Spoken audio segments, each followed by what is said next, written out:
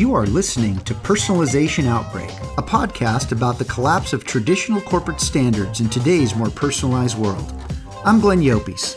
I'm a leadership strategist, author, contributor to Forbes, and founder of the Leadership in the Age of Personalization movement. On this show, I'm interviewing executives across multiple sectors to find out how the balance between standardization and personalization can exist. Welcome to the Earning Conviction series, part of the Personalization Outbreak podcast. I'm Glenn Llopis. This series exists for one reason: to be the practice that redirects leaders from exhausted to unshakable, not through more information or strategy, through the daily deliberate work of earning conviction, the foundational capability that makes everything sustainable. Now, before we get started, please click the like button below, share it with your colleagues, and subscribe to our YouTube channel and social media at Glenn Llopis. Now, today we start where this series has to start, not with the solution, but with the truth. Why are so many of the best leaders I know, talented, experienced, successful, by every measure, exhausted? I want you to think back about a recent week you had. Not a bad week, not a crisis week, just a normal week in your leadership life. You ran the meetings, you made decisions, you delivered on something, and still, somewhere underneath all of that, there was a weight, not an exhaustion from working too hard, something quieter, something harder to name. If you know what I'm talking about, this series is for you. Now, here's the diagnosis most leadership development refuses to give you. You're not exhausted from output. You're exhausted from performance. See, the output is the work. You know what they are: deliverables, decisions, and results. You're built for that. You've always handled it. Now, performance is something entirely different. It's the constant management of how you appear, how you show up, the projection of certainty when you actually feel uncertain, the polished version instead of the real one. It's what I call the armor. The armor that protected you early in your career is actually now limiting you. You're not failing. You're succeeding in a way that is unsustainable.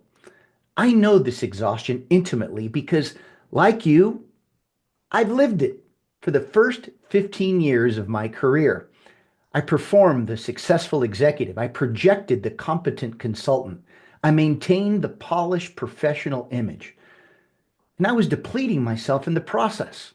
The shift came when I stopped asking, now listen carefully, how do I become a better individual at performing this role?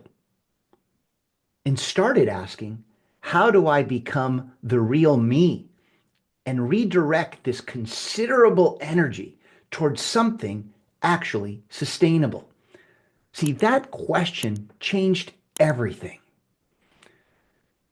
Now, my father, he's my hero. He always will be. I lost him 19 years ago at the age of 97. But I want to tell you a little bit about my father, because boy, was he special.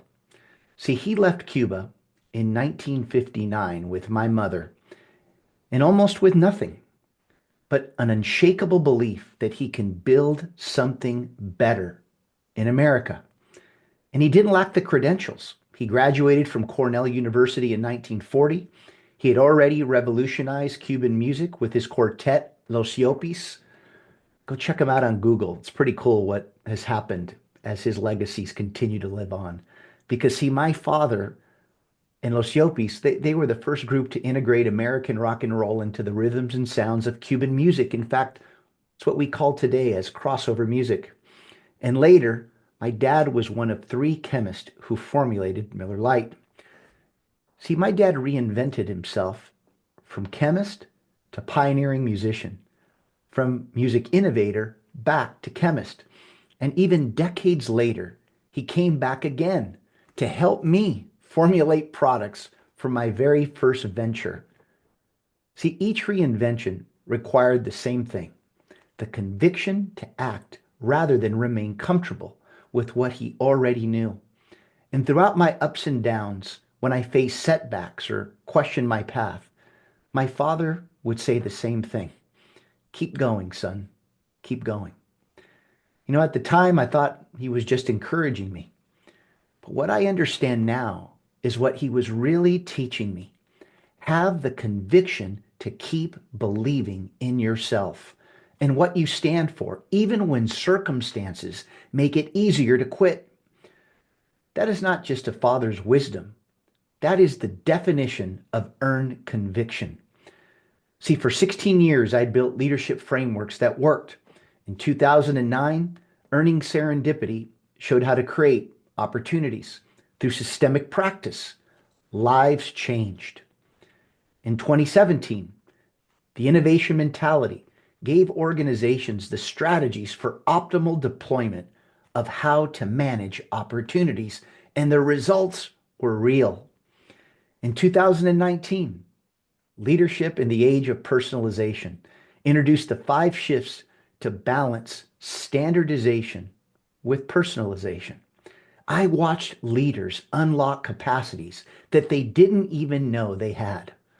And each time, I watched the same thing happen.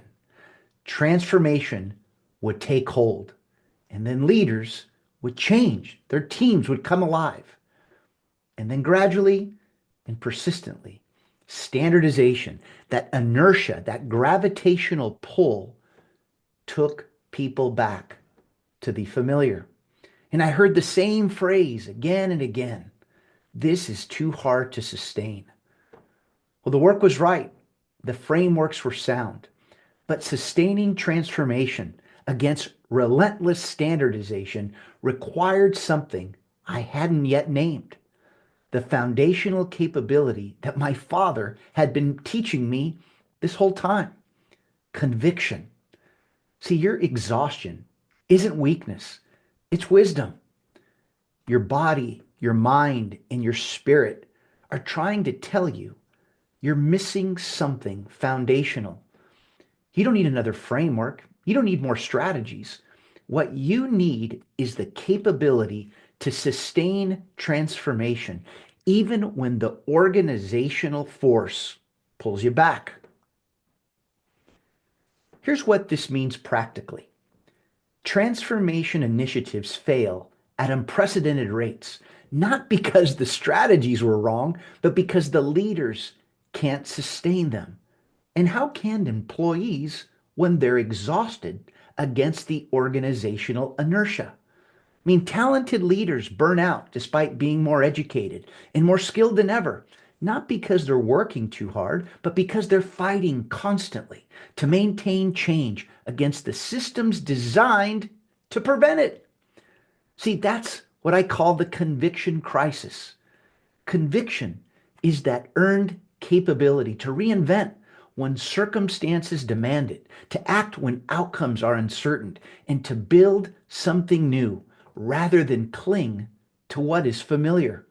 It's that capability my father had enabled him to reinvent himself repeatedly and to sustain those reinventions over decades. It's what made him able to say, keep going, son, keep going, from deep belief, not desperate hope. And it is the missing foundational capability that once earned makes everything else sustainable. Now, here's the paradox of high performance that most leadership conversations refuse to name. The armor we talked about earlier that protected you early in your career is now the primary source of your exhaustion. See, that armor was built through mechanisms so ordinary they're invisible as mechanisms. See, performance systems that reward the acceptable range, meeting cultures that move towards consensus, feedback that identifies areas for development in exactly the places where you are most distinctly yourself.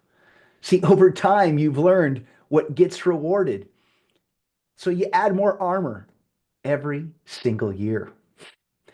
And the person underneath it, the one with the unconventional perspective, unfortunately got quieter. This is what I call the standardization trap. And here is the critical point.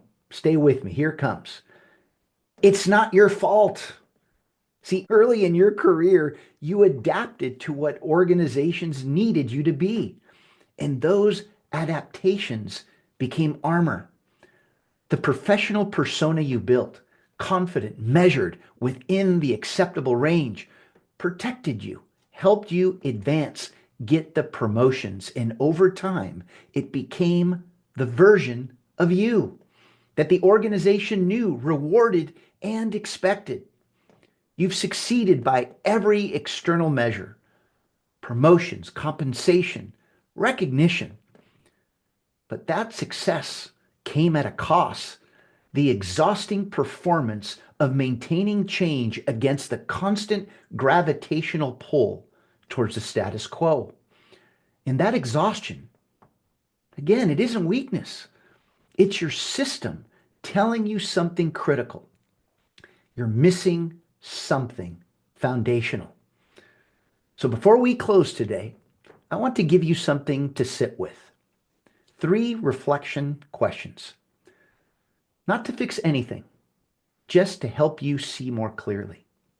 First, when in your career did you feel most alive in your work? Not most successful, but more alive in your work. Think about that moment. Hold it. Second, what did you believe about leadership in that moment that you may have quietly set aside since then? Third, when was the last time you said the true thing in a room where the managed version would have been easier? How did it feel? See, these questions don't require answers today. They require honesty. And that honesty is the beginning. So stop asking, how do I get better at performing this role? And start asking, how do I redirect this energy to something sustainable? This week in a leadership moment, notice the gap. Not to fix it, just to notice it. Noticed when you said the managed version instead of the real one. That noticing is where everything begins. See, I want to spend a few minutes on something that I think is genuinely underappreciated in most leadership conversations. Exhaustion is treated as a problem, a symptom to be managed, a cost of doing important work. See, I want to offer you a different frame. In medicine, pain is not the disease. Pain is the signal that tells you where to look. The same is true of leadership exhaustion. Your exhaustion's not a problem. It's information. And it's your system telling you with increased precision and urgency exactly where the gap is between who you are and how you're currently operating. See, the leaders I've worked with who have made the most profound transformations, the ones who moved from completely exhausted to unshakable, are the ones, without exception, the ones who stopped trying to manage the exhaustion and started getting curious about it. See, curious means asking, what specifically exhausts me? I mean, think about that for yourself. What specifically exhausts you? Not the general answer, not the pace or the demands or the politics. The specific answer. Is it the meetings where I say the managed version instead of the real one? Is it the relationships where I'm performing rather than connecting? Is it the work I'm doing that I know should be delegating, but I'm still caring? Is it the gap between the leader I know I can be and the leader the organization has trained me to perform? Now, when you get specific, the exhaustion becomes a map. And a map is not a burden. A map is how you find your way forward. Now, here's what I want you to take from this conversation today. That exhaustion isn't the cost of leadership. It's a signal that you're leading from performance rather than conviction. And that can change one redirect at a time. See, the path from exhausted to unshakable isn't found all at once. It's earned through practice, one redirect at a time. Earned through practice, one redirect at a time. And we need to be patient with this because it takes time. Now, if this all landed for you, my book, Earning Conviction, goes much deeper into every practice we're exploring in this series. It's available where books are sold, but you can learn more at theglennllopis.com. Keep going. Keep going. I'm Glenn Llopis, and this is the Earning Conviction series. And remember, when you earn conviction, you will see things that others don't, do what others won't, and keep pushing when prudence says quit. Thanks for listening to Personalization Outbreak. Make sure to subscribe so you never miss a show. If you enjoyed the content, visit ageofpersonalization.com to check out our free streaming video series and learn how to get involved in the movement. I'm Glenn Llopis. I wish you a good day, and remember, without strategy, change is merely substitution, not evolution.